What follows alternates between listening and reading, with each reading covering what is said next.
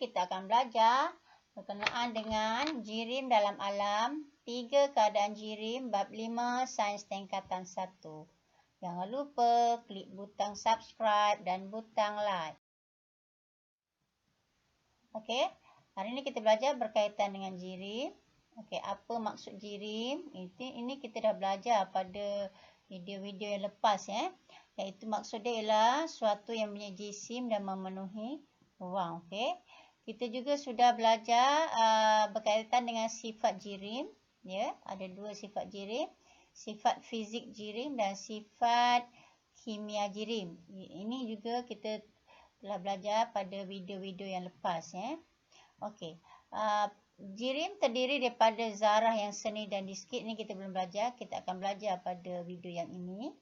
Lagi satu adalah keadaan jirim. Ini juga kita akan belajar pada video kali ini Dan yang last ni perubahan keadaan jirim, dalam video ni tidak ada lah tidak diajar tentang perubahan keadaan jirim.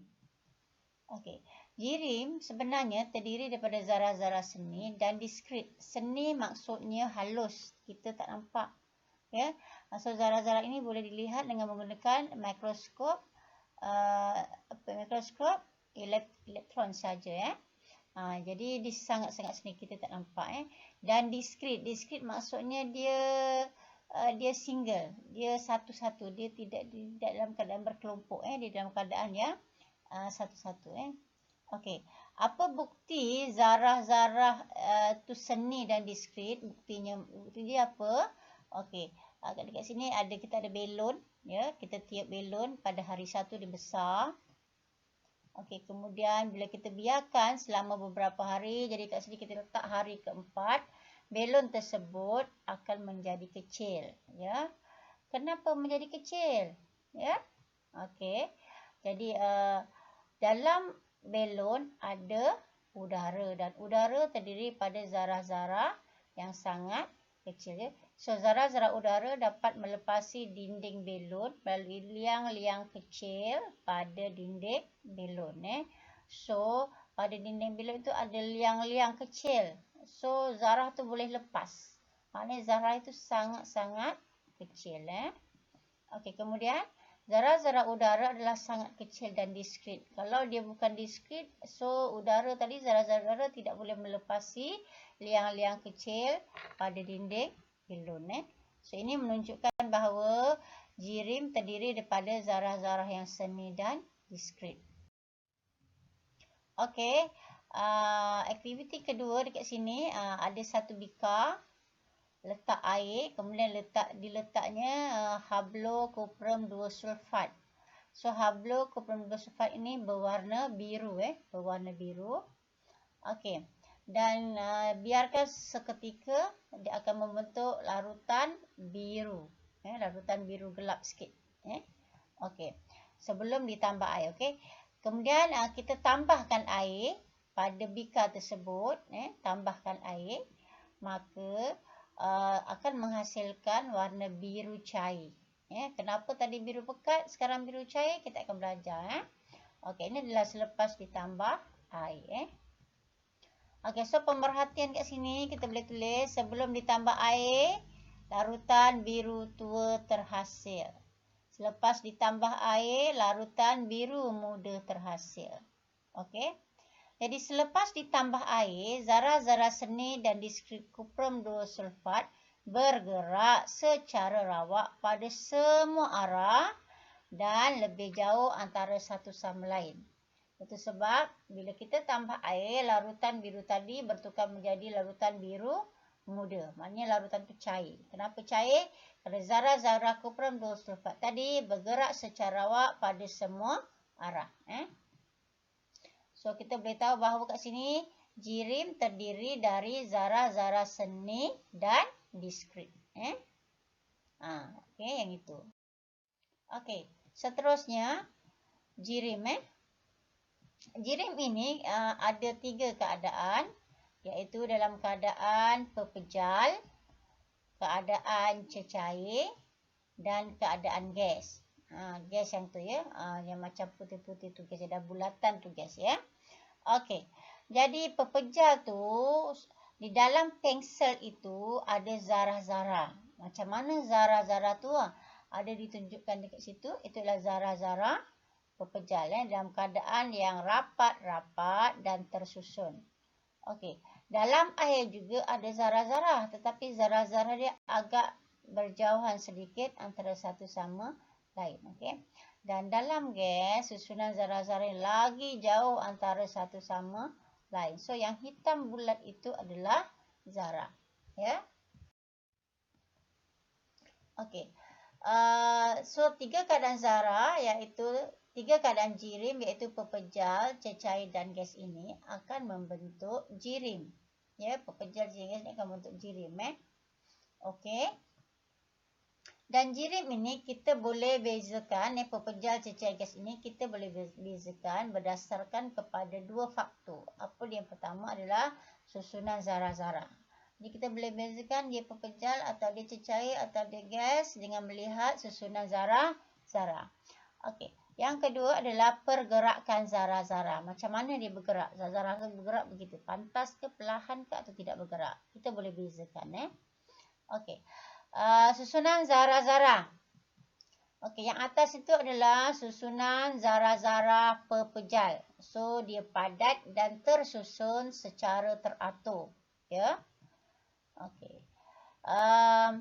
Yang kedua, yang ini adalah susunan zarah-zarah di dalam cecair. Ya, ini kurang padat. Kenapa kurang padat? Kerana dia lebih aktif daripada pepejal. Jadi dia kurang padat, maknanya ada kawasan-kawasan di sekeliling dia tu. Dan tidak tersusun. Ya. Okey. Yang ketiga adalah gas. Ya, gas kedudukan zarah-zarahnya berjauhan dan tidak tersusun. Okey. Dari segi pergerakan zarah-zarah, ya, dalam pepejal, zarah-zarah bergetar pada kedudukannya sahaja. So, dia akan bergetar pada kedudukannya sahaja. Ya. Okey. Dalam cecair, dia zarah-zarah bergerak perlahan. Kenapa perlahan? Sebab ruang kosong di antara zarah-zarah tidak terlalu besar. So, dia jalan perlahan secara rawak dan berlanggaran antara satu sama lain. Okey. Kemudian yang ketiga adalah gas sangat laju. Kenapa sangat laju? Kerana ruang kosong di antara zarah-zarah yang sangat besar. Jadi dia boleh bergerak dengan sangat laju dan secara rawak dan berlanggaran antara satu sama lain. Okey, perbezaan ciri-ciri zirim. Kita boleh bezakan pepejal atau cecair atau gas berdasarkan kepada ciri-ciri berikut. Ya. Okey, gambar yang pertama itu adalah pepejal. Okey, yang kedua itu adalah cecair. Dan yang ketiga itu adalah gas. Ya. Okey, kita tengok ruang antara zarah-zarah. Ruang antara zarah-zarah ialah ruang di antara zarah-zarah pepejal. Maksudnya dalam gambar rajah tu dia berwarna kuning. Jadi ruang yang itu ruang antara zarah-zarah yang berwarna kuning. Dalam pepejal ruang dia sangat kecil. Ya, tetapi dalam cecair sederhana dan gas besar. Ya. Okey, tarikkan antara zarah-zarah. Main zarah-zarah bulat yang pertama dengan bulat yang kedua. Kalau dia rapat, tarikkan dia sangat kuat. Kalau dia jauh sedikit, lemah. Kalau dia sangat jauh antara satu sama lain, maka dia sangat lemah. Ya. Okey. Ciri ketiga, tenaga kinetik. Tenaga kinetik ialah tenaga akibat daripada pergerakan. Ya. Pepejal, oleh kerana dia padat, tidak ada ruang, maka dia boleh bergerak dengan sangat-sangat, dia hanya boleh bergetar sahaja, jadi tenaga kinetik dia sangat rendah. Okey, cecair, ruang di antara zarah-zarahnya sederhana, maka dia boleh bergerak sedikit sahaja. So, tenaga kinetik rendah, sementara dalam gas sangat tinggi kerana ruang di antara zarah-zarahnya sangat besar. Okey, bentuk. Pepejal bentuk dia tetap, cecair mengikut bekas. Kalau kita tuang air dalam cawan, so bentuk dia bentuk cawan. Kalau kita tuang air dalam botol, maka bentuk dia adalah bentuk botol. Okey, gas pun sama mengikut bekas ya. Isi padu, pepejal tetap, cecair pun tetap. Kalau tuang air dekat botol 500 ml, awak tuang dekat cawan 500 ml, so tetap. Tetapi gas tidak tetap, ya, sebab gas ruang di antara zarah-zarahnya sangat besar, so sometimes dia boleh memberi bacaan yang berbeza-beza, ya. Okey, keboleh mampatan maksudnya dia boleh dimampatkan ataupun tidak, ya. Okey, dalam pepejal tidak boleh dimampatkan. Kenapa tak boleh dimampatkan? Kerana zarah-zarahnya memang dah sangat padat. So tak boleh tekan pun tak boleh mampat lagi dah, ya. Cecair sukar, diboleh tetapi sukar. Kenapa? Kerana ruang di antara zarah-zarahnya sederhana. Tetapi dalam gas boleh kerana ruang di antara zarah-zarahnya sangat besar, so dia boleh dimampatkan. So perbezaan ciri-ciri ini kita boleh analisa, kita boleh tulis berdasarkan kepada faktor.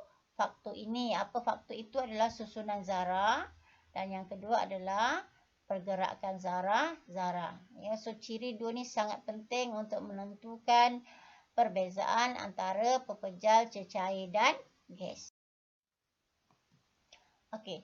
Tahukah anda di dalam badan kita mengandungi ketiga-tiga keadaan jirim? Dalam badan manusia ni ada ketiga-tiga keadaan jirim. Okey. Bahagian manakah yang mengandungi ketiga-tiga jirim tersebut? Ya.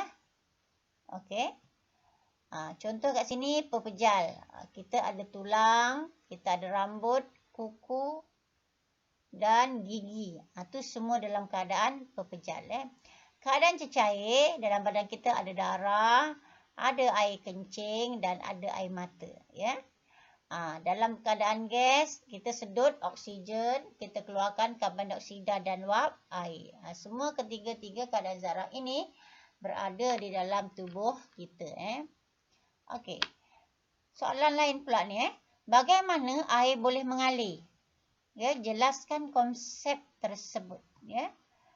So dalam cecair terdapat ruang antara zarah-zarah air. Jadi ini membolehkan zarah-zarah air bergerak secara rawak dan menyebabkan air itu boleh mengalir. Okey, sekian. Moga bermanfaat. Selamat belajar.